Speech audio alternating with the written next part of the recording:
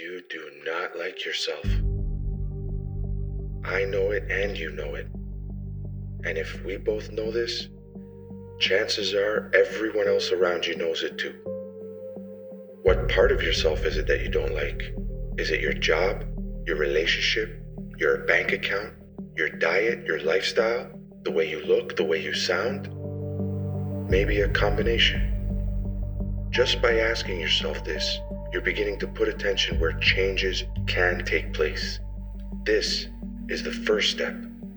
The next step is understanding that outside of your infancy, you have been responsible and therefore accountable for everything that has, is, and will happen in your life. It means recognizing that every choice, whether small or large, has led you here. Every action or reaction has brought you to this moment. And when you really see that, you realize that in every situation you have ever faced, you only ever had two options: how to act and how to react. When you act, it's a decision you make. You decide what to do, what to avoid, what to face, what to delay, and how to move. Even what you ate today, what you wore, or how you planned your time is still showing you something about yourself. And when life throws something unexpected at you, your reaction is still part of that same pattern. You may not control what happens, but you decide whether the moment merits anger or calm. So no matter what the situation is, a pattern starts to appear. There is always a decision that we assess and apply, a decision that has our signature on it. And once you understand this, you start to see that self-discovery is not separate from your decisions. It is revealed through them. You've been directing your life all this time, just unconsciously. Now that we're aware, we can direct what's next. So the final step is simple. From this point on, every decision is an opportunity to shape your future. Now that we're conscious, we can act with intention. Before each choice, pause just long enough to ask yourself, does this actually reflect who I am, or is this just another unconscious repeat? Because either way, it is your choice. So what will it be? What will it be? Just another repeat, or something meaningful, something that actually reflects you? This is where you begin moving forward, consciously. Practice it every day, as many times as you remember, and you'll get better at it each and every time. Remember, we're talking about creating change. If you don't like your job, ask yourself why you chose it and why you continue to show up to it every single day. And don't just ask it casually. Actually sit with it. Did you choose it because it was safe? Because it was available? Did someone tell you that it was the responsible thing to do? Or did you need money and never question anything else after that? Once you realize you want out, then elevate that on your priority list. Make it so important that your whole life starts changing around it. Simplify your lifestyle. Stop wasting money on things that don't matter. Save everything you can, and in your spare time, start learning about the directions that actually interest you. Then slowly, you build your way out. It might take 6 months, it might take 2 years, but 2 years working towards something that actually reflects you is far better than spending the rest of your life grinding at a job you hate, pretending you had no choice. Because now you have a conscious choice, and that matters. You know why? Because the best rewards in life come from the choices that demand the most from you. That's the point. Not that everyone needs to quit their job tomorrow.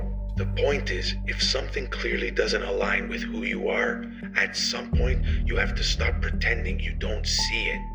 The same thing applies to relationships. If you're in a relationship that doesn't feel right, ask yourself why you're still there. And again, don't just ask it casually. Actually sit with it. Is it love, comfort, fear, Is it because you don't want to be alone? Have you invested so much time that leaving now would make it all a waste?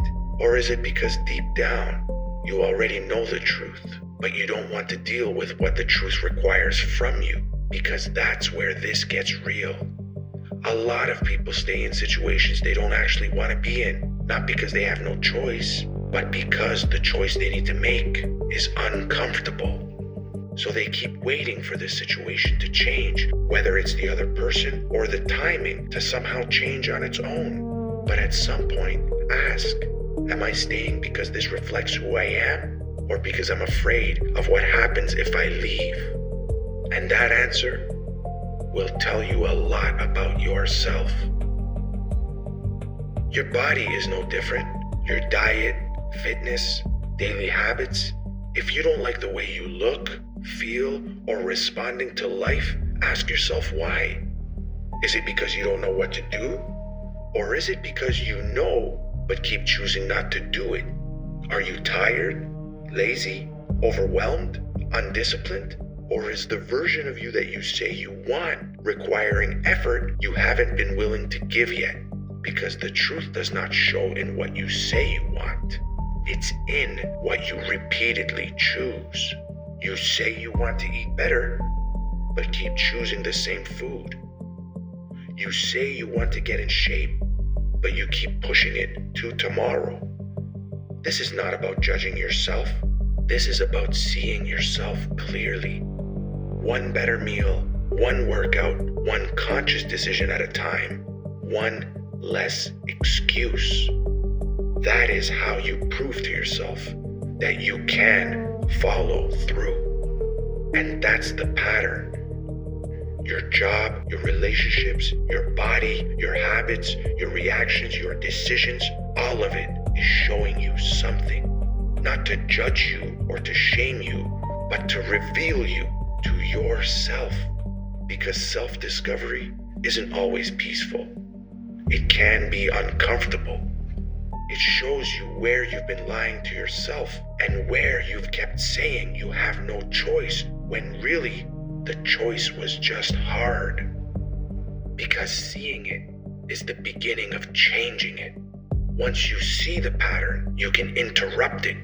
That is how you begin to create change, consciously.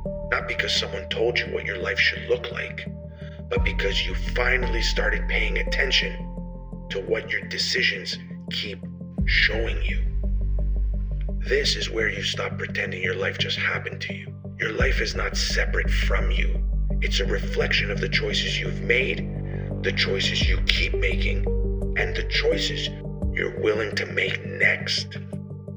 And the moment you accept that, not as blame, but as responsibility, things start to look different.